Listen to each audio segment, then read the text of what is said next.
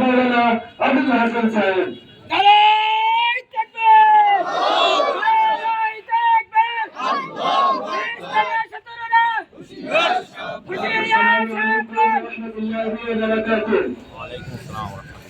আলহামদুলিল্লাহ, আল্লাহ পাকের দরবারে শুকরিয়া জ্ঞাপন করছি।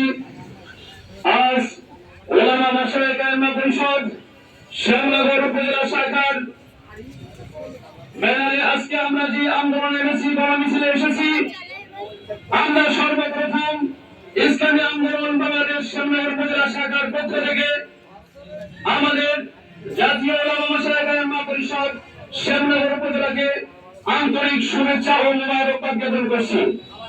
সংগ্রামী সাথী ও বন্ধুগণ, আমরা ইতিপূর্বে ফিলিস্তিন এবং গাজার যে ইতিহাস আমরা দেখছি, এর মধ্য থেকে যে ইতিহাসের পাতায় অক্ষত হয়ে থাকবে সেটা হলো রাফা নামক যে